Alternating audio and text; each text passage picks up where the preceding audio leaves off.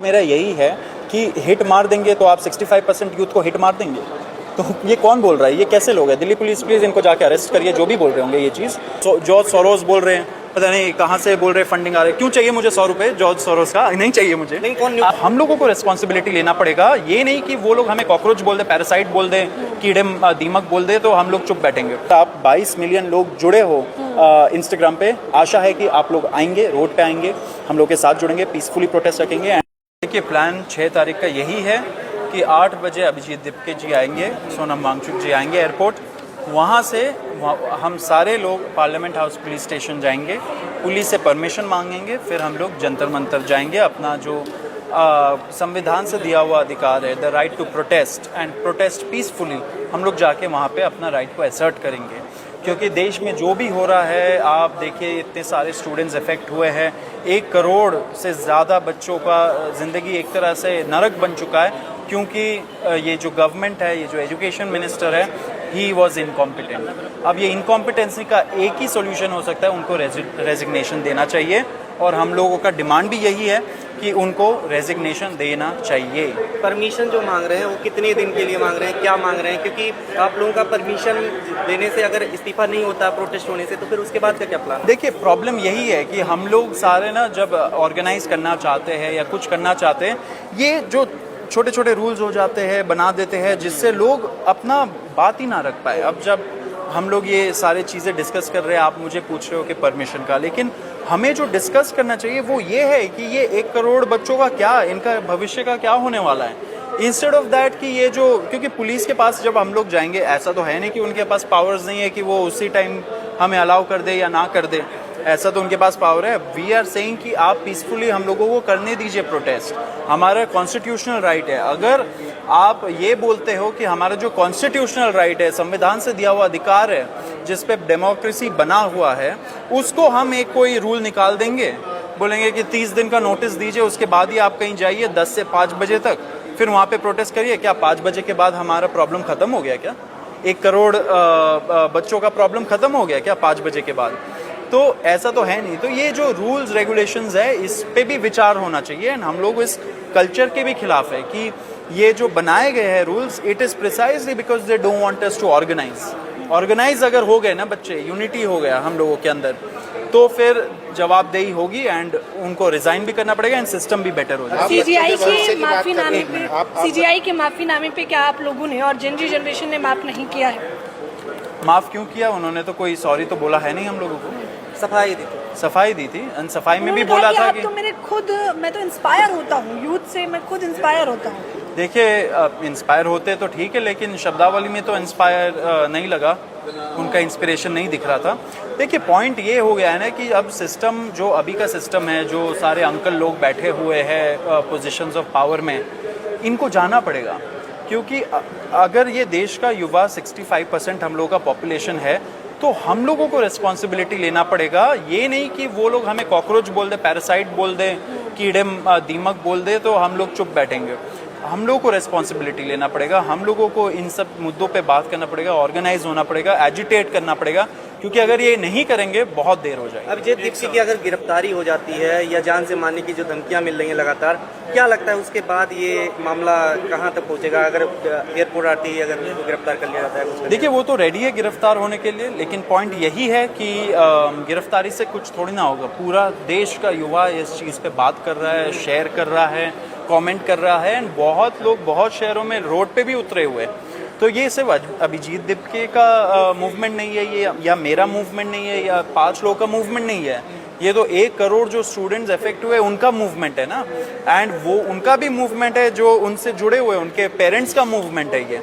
क्योंकि पेरेंट्स अपना सोना बेच के, गहना बेच के, लैंड बेच के, लोन लेके अपने बच्चों को पढ़ाते हैं, कोचिंग सेंटर भेजते हैं। उनका क्या, उनके बारे में कौन बात करेगा? तो मूवमेंट सिर्फ यूथ का नहीं है, मूवमेंट है उनके पेरेंट्स का, उनके छोटे भाइयों बहनों का, जो शायद वो भी आए इस सिस्टम में एंड इस सिस्टम से वो भी टकराएंगे एक दिन, उनका भी ये मूवमेंट है। एक सवाल ये है कि राजनीतिक पार्टी चलाने के लिए धन की ज़रूरत होती है।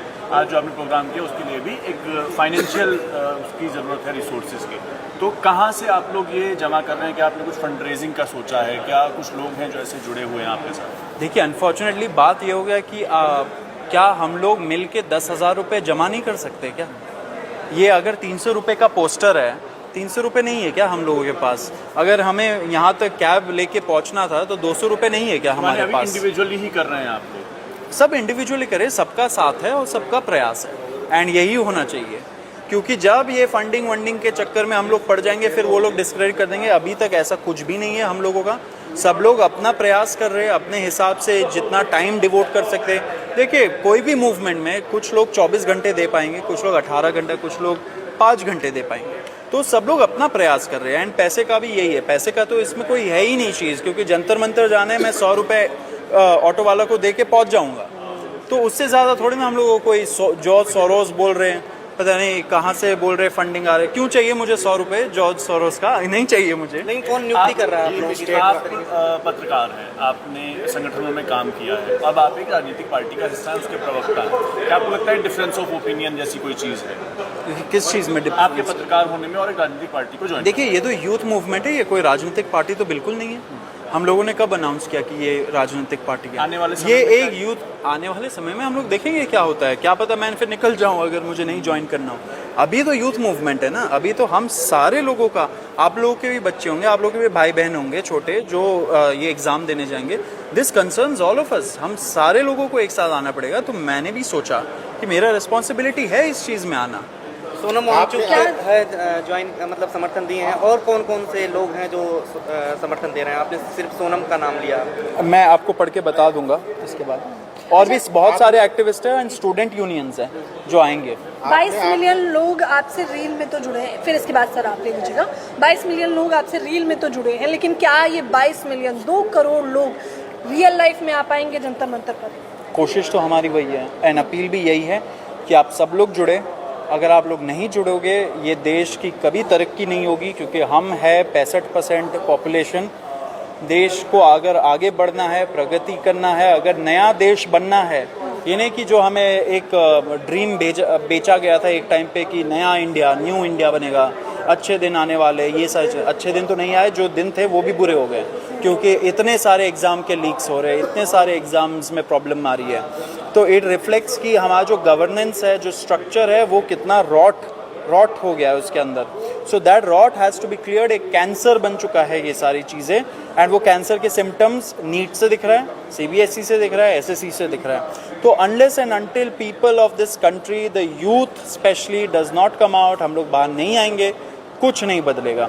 तो हमारी अपील भी यही है कि अगर आप 22 मिलियन लोग जुड़े हो इंस्टाग्राम पे, आशा है कि आप लोग आएंगे, रोड पे आएंगे, हम लोग के साथ जुड़ेंगे, पीसफुली प्रोटेस्ट रखेंगे, एंड जो अकाउंटेबिलिटी का कल्चर हमें बनाना है वो आप लोग समर्थन करेंगे। धर्मेंद्र प्रधान का इस्तीफा ही आप लोग मांगेंगे, या इसके बाद भी अगर धर्मेंद्र प्रधान का इस्तीफा हो जाता है तो फिर आप लोगों का क्या प्लान है? देखेंगे क्या होता है। अच्छा, इसमें एक सवाल हो रहा है कि आप शिक्षा मंत्री जो है वो खेत प्रकट कर चुके हैं जो पेपर लीक हुए हैं या जो गड़बड़ियाँ थी, और अब वो कह चुके हैं कि नहीं, शिक्षा मंत्री धर्मेंद्र प्रधान अब वो कह रहे हैं कि हमारी सेना जो है वो पेपर लेके जाएगी, तो वो एश्योर भी कर चुके हैं फ्यूचर के लिए। फिर आपको इस्तीफा क्यों चाहिए? सेना का काम ये है क्या? सेना हमारा बॉर्डर सुरक्षा करेगी या पेपर पे काम करेगी? तो प्रॉब्लम यही है, यही हम लोग बोल रहे हैं कि जो एजुकेशन मिनिस्ट्री है, आप लोग एजुकेशन मिनिस्ट्री का एक बार बजट निकाल के देख लीजिए। हज़ारों करोड़ रुपए का बजट है, हर साल मिलता है, उससे चलता है, तो वो हज़ारों करोड़ कहाँ जा रहे हैं? अगर एयरफोर्स को लाना पड़ रहा है बीच में, तो एजुकेशन मिनिस्ट्री क्या करेगी? तो ये जो बोल रहे हैं ना, ये सारी चीज़ें आई वॉश है, ये हम लोगों को एक तरह से डिफ्लेक्ट करना चाह रहे हैं, लेकिन जो एक्चुअल अब सब लोगों को ख्याल समझ में आ गया है।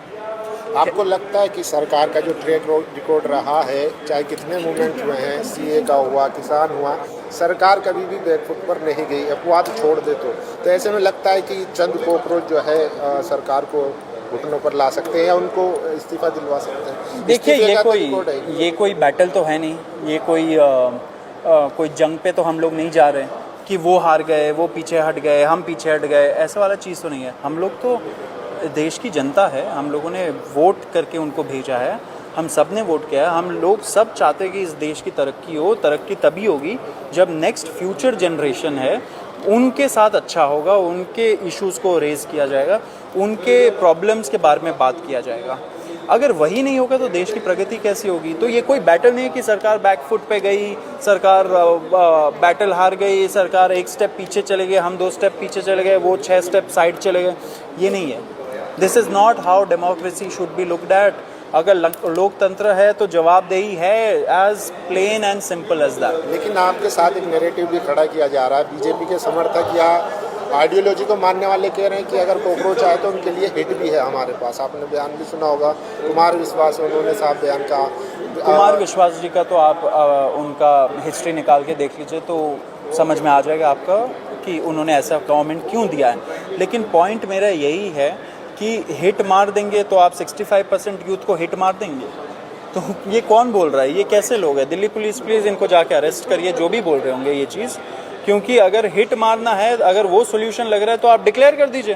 प्रेस कॉन्फ्रेंस वैसे भी नहीं करते, प्रेस कॉन्फ्रेंस करके डिक्लेयर कर दीजिए कि हिट मारेंगे हम 65% पॉपुलेशन पे। कह रहे हैं कॉकरोचेस है तो हिट का समाधान भी है, हिट भी हम लोगों ने रखा हुआ है। वही तो बोल रहा हूँ मैं कि प्रेस कॉन्फ्रेंस करके बोल दीजिए कि जो 65% यूथ है इस देश में, उन पे हम लोग हिट चला देंगे, मार देंगे। सर, प्रधानमंत्री का आप लोग इस्तीफा क्यों नहीं मांग रहे हैं डायरेक्टली? आप मतलब धर्मेंद्र प्रधान जी से। धर्मेंद्र प्रधान जी डायरेक्टली रिस्पॉन्सिबल है, वो इतने साल से एजुकेशन मिनिस्टर रहे हैं, तो जवाबदेही सबसे पहले उनकी बनती है।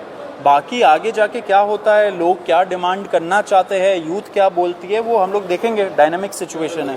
अच्छा, इसमें आपके लास्ट क्वेश्चन है, इसमें आपके खिलाफ जो है नैरेटिव चलाया जा रहा है सोशल मीडिया पे, जैसे आपके पाकिस्तानी फॉलोअर बताए गए, और इसमें कोई फ्रिंज एलिमेंट नहीं था, बल्कि मिनिस्टर साहब भी खुद इन्वॉल्व थे।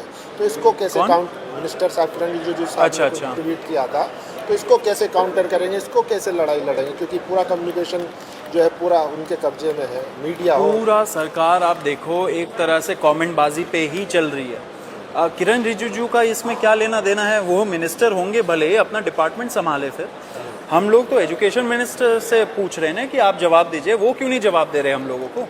तो ये जो नैरेटिव चलाया जाता है, ये हर कोई अच्छा मूवमेंट जब होता है पूरे दुनिया के इतिहास में देख लीजिए, कोई भी बड़ा मूवमेंट हो किसी भी देश में, उसके खिलाफ एक नैरेटिव चलाया जाता है, झूठे अफवाहें फैलाई जाती है। पाकिस्तान बोल देते हैं 65% पॉपुलेशन हम लोगों का पाकिस्तानी है क्या?